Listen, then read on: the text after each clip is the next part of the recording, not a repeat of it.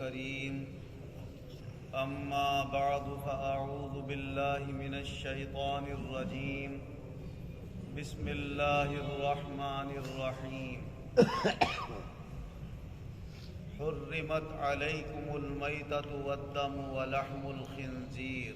وما أهل به لغير الله فمن اضطر غير باغ ولا عاد فلا إثم عليه ان اللہ غفور رحیم۔ اللہ تبارک و تعالی اپنے کلام عظیم میں ارشاد فرما رہا ہے کہ تمہارے اوپر مردار کھانے کو حرام کر دیا گیا ہے اور خون پینا اور کھانا بھی حرام کر دیا گیا ہے، اور خنزیر کا گوشت کھانا بھی حرام کر دیا گیا ہے، اور جس جانور کو ذبح کرتے وقت اللہ کے علاوہ کسی اور کا نام لیا گیا ہو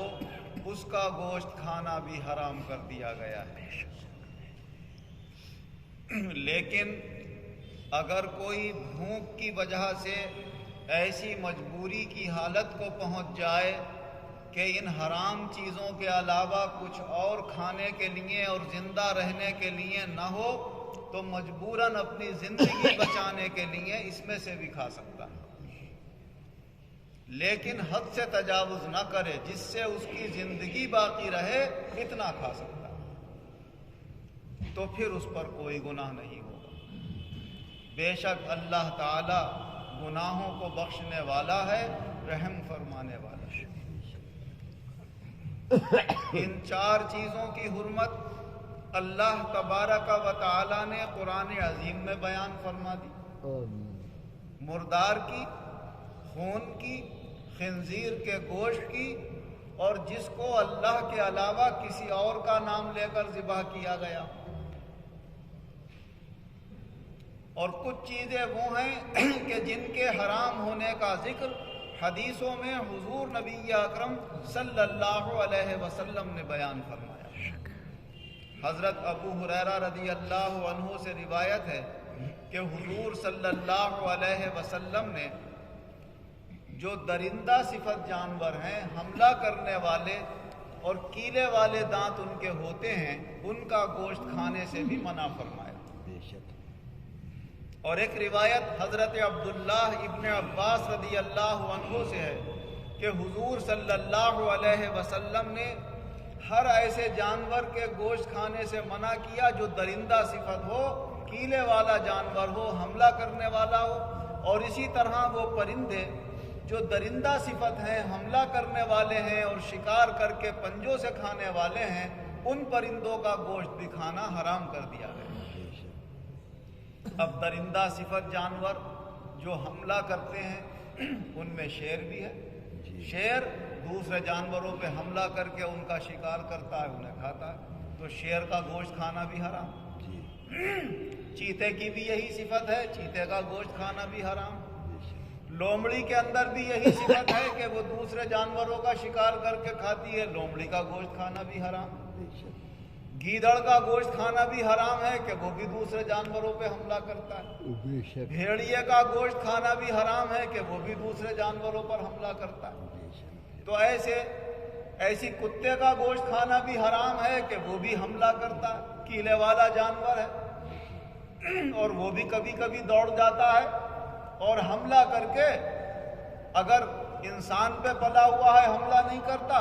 تو جانور کے اوپر حملہ کر دیتا ہے۔ چھوٹی کوئی چیز اسے ملتی ہے اس کے لائق شکار بنانے کی تو اسے شکار بنا لیتا ہے، مرغیوں پہ حملہ کر دیتا ہے، مرغیوں کو پھاڑ کھاتا ہے، لہذا کتے کا گوشت کھانا بھی حرام کر دیا گیا۔ اسی طرح حضرت خالد بن ولید رضی اللہ عنہ روایت کرتے ہیں کہ حضور صلی اللہ علیہ وسلم نے پالتو گدھوں کا گوشت کھانا بھی حرام کیا اور ان کا گوشت کھانے سے منع کیا۔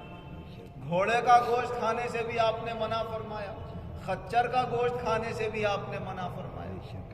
اور اس کے علاوہ جو جانور ہیں ان کا آدمی گوشت کھا سکتا ہے۔ جیسے ہمارے یہاں پالتو جانور ہوتے ہیں، گائے، بیل، بھینس، کٹرا، کٹیا، بکری، بھیڑ، دمبا، ان جانوروں کا گوشت کھانا حلال ہے۔ البتہ گائے کے اوپر چونکہ پابندی ہے ہمارے ملک میں، اس لیے اس کو ذبح نہیں کرنا چاہیے، اس سے احتیاط کرنا چاہیے، اس لیے کہ اسلام میں ہر ایسی چیز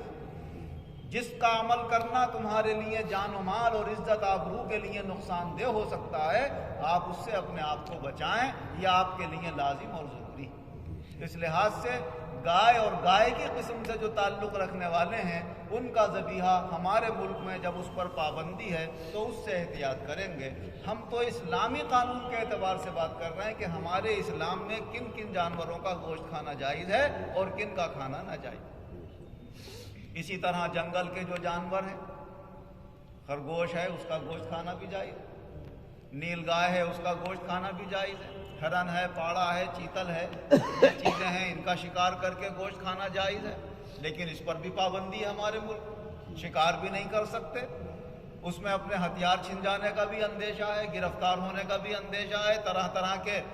جیلیں ہونے کا اور جرمانے عائد ہونے کا بھی اندیشہ ہے، لہذا اس سے بھی ہم احتیاط کریں۔ تو اسلامی قانون کے اعتبار سے ان جانوروں کا گوشت کھانا جائز ہے، لیکن پابندی کی وجہ سے ہمیں اس سے بچنا ہے، اور ہر طرح کے جو قانونی لحاظ ہیں ان قانونوں کا ہمیں لحاظ کرنا ہے۔ حضرت انس رضی اللہ عنہ روایت کرتے ہیں کہ حضور صلی اللہ علیہ وسلم کے پاس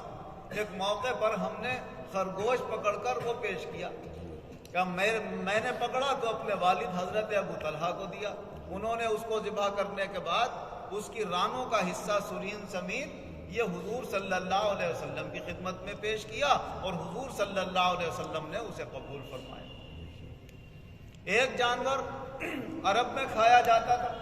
ہوتا ہمارے یہاں بھی جنگلوں میں ہے، جسے گوہ کہتے ہیں، بڑی چھپکلی کی صورت کا کہہ دو، بچ کھپڑے کی صورت کا کہہ دو، اس صورت کا ہوتا ہے، پیلا، آگے سے پتلا پیچھے سے بھاری۔ گوہ کا گوشت حضور صلی اللہ علیہ وسلم کے سامنے پیش کیا گیا تو آپ نے ارشاد فرمایا کہ نہ تو میں اسے حرام قرار دیتا اور نہ میں اسے کھاتا۔ حضرت خالد بن ولید رضی اللہ عنہ حضور صلی اللہ علیہ وسلم کے سامنے گوہ کا پکا ہوا گوشت کھا رہے تھے، حضور صلی اللہ علیہ وسلم نے منع نہیں فرمایا، لیکن ایک روایت میں یہ ہے کہ حضور نے انتہائی ناپسند کیا اس کا گوشت کھانا، جس سے حضرت امام اعظم ابو حنیفہ رحمۃ اللہ علیہ نے یہ فرمایا کہ جسے ہمارے رسول ناپسند کرتے ہوں اسے ہم کھا لیں، یہ میں جائز نہیں سمجھتا، لہذا میرے نزدیک تو گوہ کا گوشت کھانا حرام۔ لیکن حضور صلی اللہ علیہ وسلم کی احتیاط دیکھیے،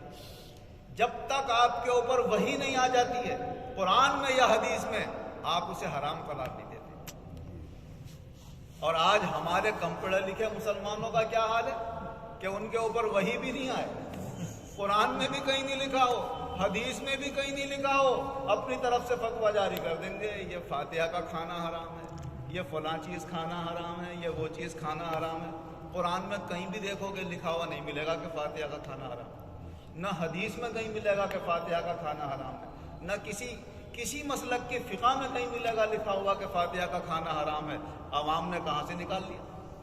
اور کوئی کسی فرقے کا عالم اس کو ناجائز نہیں کہتا، نہ دیوبند والے ناجائز کہتے ہیں فاتحہ کھانے، نہ بریلی والے ناجائز کہتے ہیں، نہ رامپور والے کہتے ہیں۔ زیادہ تر جو آپ کو ملیں گے وہ ملیں گے جو عالم نہیں ہوں گے، کم پڑھے لکھے ہیں، کچھ دنوں انہیں کچھ دین کا کام کرنے کے موقع مل جاتے ہیں، جیسے ہمارے یہاں غیر مقلد جو اپنے آپ کو اہل حدیث کہتے ہیں، یہ بھی عالم نہیں ہوتے ہیں، وہ بھی اسے ناجائز سمجھتے ہیں۔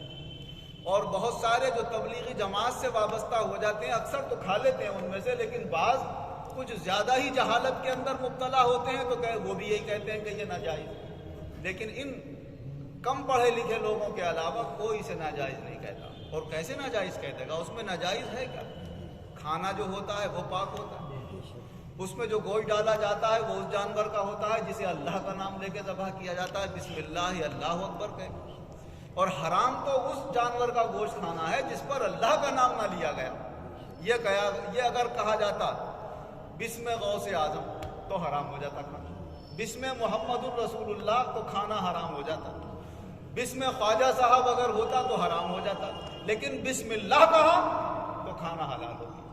اللہ نے فرمایا جب اللہ کے علاوہ کسی اور کا نام لے کر ذبح کیا جائے اور ذبح کرتے وقت وہ نام پڑھا جائے تب حرام ہوتا ہے اس کا کھانا۔ اور جب ذبح اللہ کے نام پہ ہو گیا، کھانا حلال ہو گیا، تو اب اس کو آپ چاہے اس کا قورمہ بناؤ، چاہے بریانی بناؤ، چاہے اس پر اللہ کا نام لے کے برکت کی دعا پڑھو جسے فاتحہ کہتے ہیں۔ اس کا حرام ہونا تو دور کی بات، اس کا تو مسلم شریف کی مستند حدیث سے ثبوت موجود ہے۔ حضرت ابو ہریرہ رضی اللہ عنہ سے روایت ہے، ابھی دیکھ کر آ رہا ہوں مسلم شریف کی حدیث۔ حضرت ابو ہریرہ رضی اللہ عنہ سے روایت ہے کہ غزوہ تبوک کے موقع پر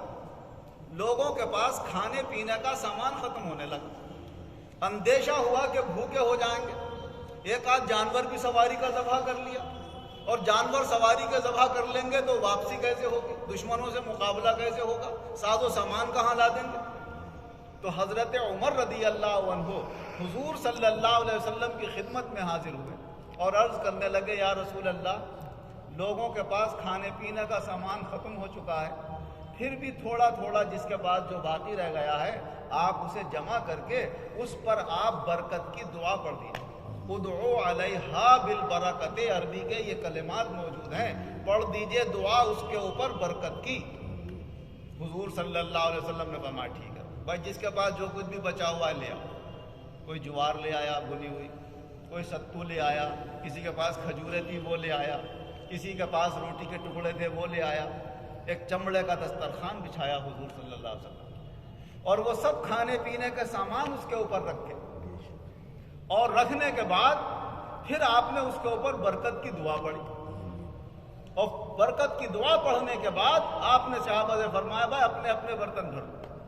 تو جتنے بھی ان فوجیوں کے پاس برتن تھے سب نے اپنے اپنے برتنوں میں بھر لیا، پھر بھی دسترخوان پہ موجود رہ گئے۔ سب نے پیٹ بھر کے کھایا، پیٹ بھر گیا۔ تو برکت کی دعا پڑھنے سے تو کھانے میں برکت پیدا ہو جاتی ہے۔ اللہ کا نام لیا گیا ہے، اللہ کا نام لینے سے کھانا حرام کب ہوگا؟ اللہ کا نام لینے سے تو کھانا حلال ہوگا۔ قرآن کی آیت یہ کہہ رہی ہے وَلَا تَأْكُلُوا مِمَّا لَمْ يُذْكَرِ اسْمُ اللَّهِ، وہ مت کھاؤ جس پر اللہ کا نام ذکر نہ کیا گیا ہو۔ تم نے لم ہٹا دیا اس کے اوپر سے جاہلوں نے، اور کہا مت کھاؤ جس پر اللہ کا نام ذکر کیا گیا، تو الٹی ہو گئی آیت۔ اللہ کہہ رہا وہ مت کھاؤ جس پر اللہ کا نام ذکر نہ کیا گیا ہو، اور ہم کیا کہہ رہے ہیں؟ وہ مت کھاؤ جس پر اللہ کا نام ذکر کر دیا گیا ہو، فاتحہ پڑھ دی گئی۔ تو ہم غلط ہیں یا قرآن غلط؟ تو قرآن کو سمجھے نہیں ہیں، اور وہ مشکل سے 1-2% مسلمان ہیں جو کم پڑھے لکھے ہیں یا بالکل ان پڑھ ہیں۔ پڑھا لکھا کوئی اس کی مخالفت نہیں کرتا ہے، بلا تکلف اللہ کا نام لی ہوئی چیز تو ہمیں کھا لینا چاہیے، اور اس میں کوئی حرج نہیں۔ ہاں یہ الگ بات ہے اگر کسی کا دل نہیں چاہتا ہے، کسی کو فرصت نہیں ہے، کہتا مجھ سے دین کی ضروری باتیں نہیں ہو پاتی، بھائی میں تو فاتحہ کیوں نہیں کرتا، تو یہ تو کر سکتا ہے کہ نہ دے فاتحہ، کوئی اسلام میں فرض نہیں ہے، واجب نہیں ہے، مستحب ہے، کرو گے ثواب ملے گا، نہیں کرو گے کوئی عذاب نہیں ہوگا۔ حدیث سے ثابت ہے، سنت ہے رسول اکرم صلی اللہ علیہ وسلم کی کہ اپنے کھانوں پر اللہ کا نام لو گے، برکت کی دعائیں پڑھو گے تو کھانے میں خیر و برکت ہو۔ نہیں برکت چاہتے آپ مت دعا پڑھیے، ایسی کھا لیجیے، لیکن بسم اللہ الرحمن الرحیم تو پھر بھی پڑھنا ہے، کیونکہ حضور صلی اللہ علیہ وسلم نے فرمایا کہ جو شخص بسم اللہ الرحمن الرحیم پڑھ کر کھانا نہیں کھاتا ہے اس کے کھانے میں شیطان شریک ہو جاتا ہے۔ تو کم سے کم شیطان کی شرکت سے بچنے کے لیے اللہ کا نام اس طرح تو ہر آدمی کو لینا ضروری ہوگا کہ بسم اللہ الرحمن الرحیم تو پڑھے گا۔ لیکن یہ کہنا کہ فاتحہ دینا، برکت کی دعائیں پڑھنا، اس طرح جیسے آپ لوگ فاتحہ پڑھتے ہو، قرآن کی تلاوت کرتے ہو، یہ حرام ہے۔ حرام کہنے کے لیے تو ثبوت کی ضرورت ہوتی ہے۔ حرام اس دلیل سے ثابت ہوتا ہے جسے دلیل قطعی یقینی کہتے ہیں، یا تو قرآن کی کھلی ہوئی کوئی آیت ہو، یا کھلی ہوئی کوئی حدیث ہو، یا ساری امت کے علماء مل کر اتفاق کر لیں اس کے حرام ہونے پر، تب وہ چیز حرام ہوتی ہے۔ ان 3 دلیلوں کے علاوہ کسی دلیل سے بھی حرمت ثابت نہیں ہوتی، بغیر دلیل کے کوئی چیز حرام نہیں۔ اسی لیے حضور صلی اللہ علیہ وسلم کتنی احتیاط فرماتے ہیں، بھائی گوہ ہے، دل تو نہیں چاہ رہا میرا کھانے، مجھے پسند نہیں ہے، میں نہیں کھاؤں گا، مگر میں حرام نہیں کہہ سکتا اسے جب تک کہ وحی نہیں آ جائے میرے اوپر۔ تو حضور صلی اللہ علیہ وسلم پر جب تک کھلم کھلا قرآن کی آیت نازل نہیں ہو جاتی، یا آپ کی وحی باطن جسے حدیث پاک کہتے ہیں وہ نہیں آ جاتی، اس وقت تک حضور صلی اللہ علیہ وسلم کسی چیز کو حرام نہیں کہتے۔ اتنی ہمت حضور نہیں کرتے، مگر ان پڑھ مسلمان ہمت کر جاتے ہیں اور کوئی بغیر دلیل کے چیزوں کو حلال و حرام کرنے لگتے ہیں۔ اللہ تبارک و تعالی ہمیں قرآن و حدیث کی روشنی میں اور علم فقہ جو ہمارے علماء کرام نے قرآن و حدیث سے سمجھا ہے اس علم کی روشنی میں ہمیں عمل کرنے کی توفیق عطا فرمائے. جو حرام چیزیں ہیں ان سے اللہ بچنے کی توفیق عطا فرمائے اور جو حلال چیزیں ہیں انہیں اپنے استعمال میں لینے کی توفیق عطا فرمائے. الحمدللہ رب العالمین والعاقبۃ للمتقین والصلاة والسلام علی خیر خلقہ محمد وآلہ واصحابہ اجمعین. اے اللہ ہمارے گناہوں کو معاف فرما، آئندہ گناہوں سے بچنے کی توفیق عطا فرما. جو بیمار ہیں انہیں شفا عطا فرما، جو قرض دار ہیں انہیں قرضوں سے نجات عطا فرما، جو بے روزگار ہیں انہیں اچھے روزگار عطا فرما، جو برسر روزگار ہیں ان کے روزگاروں میں خیر و برکت اور ترقی عطا فرما. صحیح ہمیں علم کی باتیں سمجھنے کی توفیق عطا فرما اور اسی کے مطابق زندگی گزارنے کی توفیق عطا فرما. دنیا اور آخرت دونوں جہان میں ہم سب کو اچھی کامیابی عطا فرما.